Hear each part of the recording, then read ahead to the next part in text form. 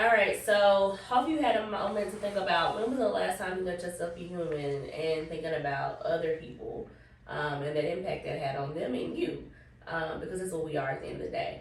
But bringing back this idea of humanity, is there anything else you want to bring up before we jump into this idea of alumnihood? Yeah, there's two sides to that. There's the heavier things to carry in their humanity, and then there's the fun stuff. So what was always fun was their sense of humor, because there's nothing better than like a kid's sense of humor. Yeah.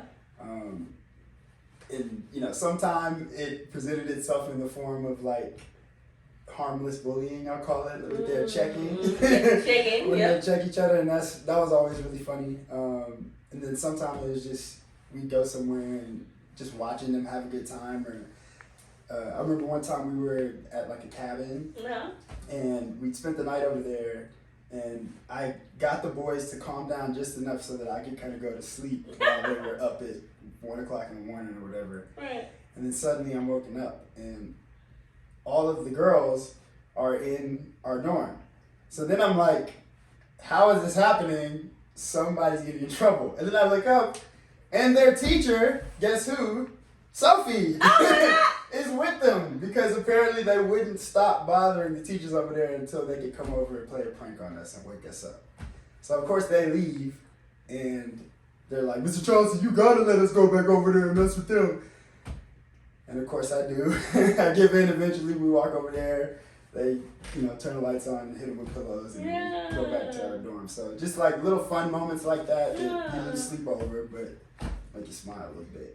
I love it. I love it. And it's those little bright spots that get us to those dark days. And we have to keep that. And that keeps us back grounded. So obviously those are bright spots, but I don't think you're still in education. I'm still teaching. So but you're still here in Memphis. So let's start there. What made you stay in Memphis? Because you did your 2-year commitment at Bluff City. Right. You could have left. Why did you not leave Memphis? So there's a couple reasons why. Probably the biggest reason is it was COVID time. So I got here in 2018. My last year was spring of 2020, or fall, spring of 2019, 2020. And, I had some moves on maybe moving around right after that, but nothing was set in stone. It was just, I was kind of just going to see what happens. I think I'd applied for maybe a job with TFA, like some kind of remote position, but everything just changed whenever the pandemic hit. We were all had to be pretty sedentary for a few months there. So I just kind of got work I could find and hung out until we knew what was going on. But I had already been starting to interact with kind of like the arts community here. And I, been thinking about, so the 2 years, okay, let me backtrack. Give us the backstory. Give us the backstory. While I was in Atlanta, and I decided I didn't want to kind of be in science anymore, I decided I wanted to be a filmmaker. And I don't know, I'm kind of a nerd, so I figured if you're going to learn something, go read a book. So I went and started learning how to screenwrite, studied that for a couple of years, started playing around with ideas of my own. And then when I came to Memphis, I was like, okay, you can just continue to study until you're ready to make whatever move you want to make this way or that way.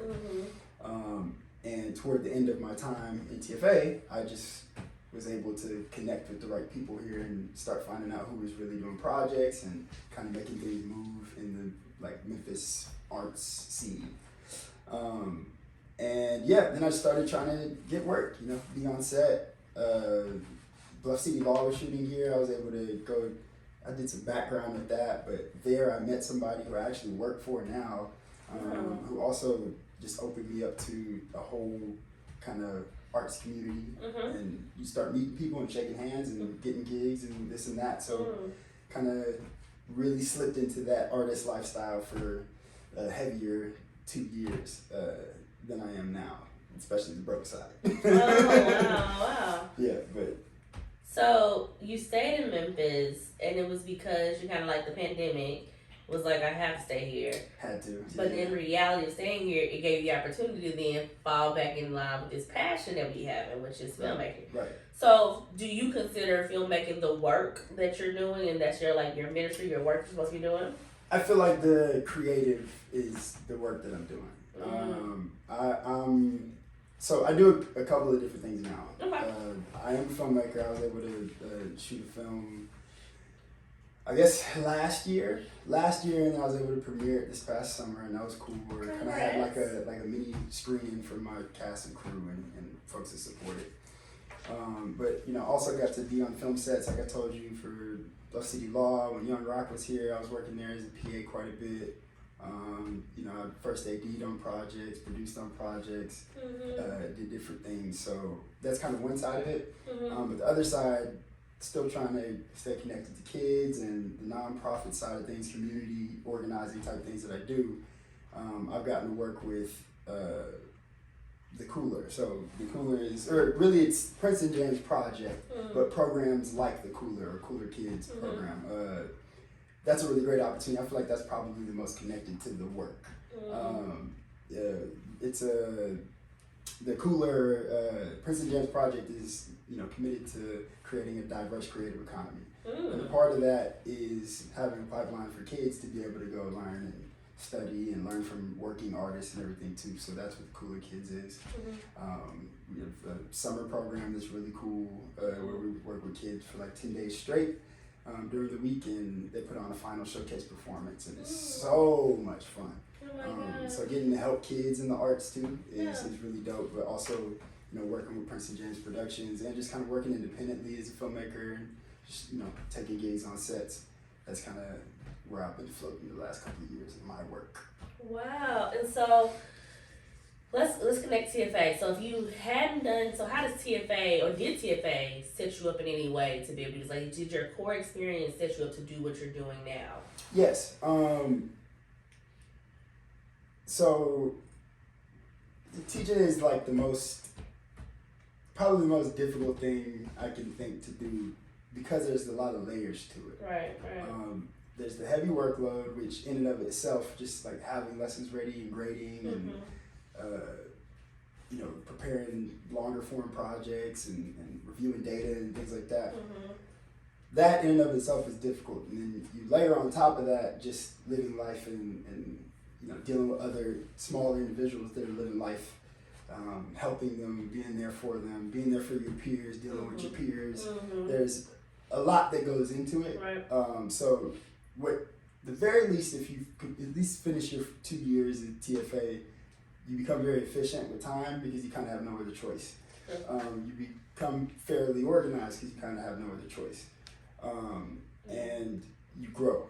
And I feel like the skills that I got during my years of teaching and committing myself to trying to make sure the kids get what they need set me up to have certain skills that I can take into the role that I'm operating in now. And even thinking as a filmmaker, being organized before a shoot, making sure that everybody has what they need, making sure everybody knows what their role is. There are a lot of transferable skills that I'd say. Oh my goodness, and I wouldn't have even thought of that, but that is 100% true. That's amazing. So we talk about this idea with alumnihood. We always talk about the whole reason why, at least I remember joining the Corps, was like this one day all kids will have access to excellent education.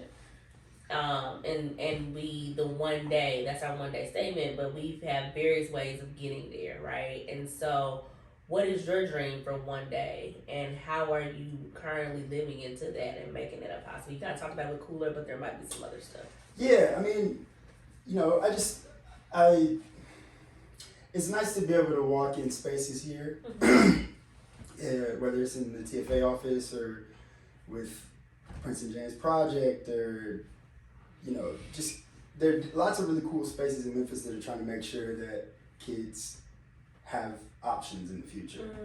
And I guess my hope for the one day side of things is that that's sustained. Like, we can create opportunities for kids and they'll come behind us and create opportunities for the ones behind them. And hopefully those opportunities aren't only leading to you being a creator of opportunities, but somebody that takes advantage of those.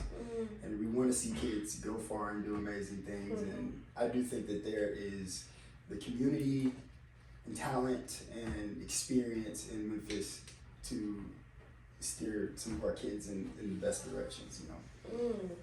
And you know, there's a lot to work on here, and there's a lot to work on with Memphis education, in my opinion, as well.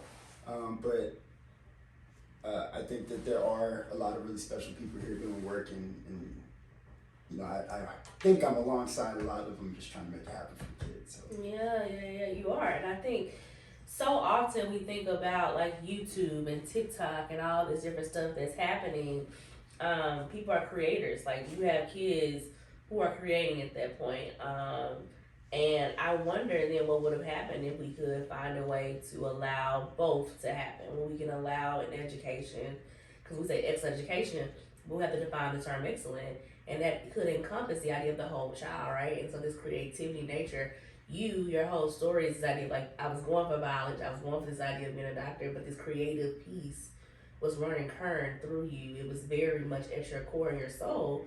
And look, because you were able to still take the leaps, you did the things we're supposed to do, that one might say traditionally is like checklists, things you're supposed to do, but in the end, it still led with your heart, and you got to where you are now, and that's leading with your heart and being able to do your passion.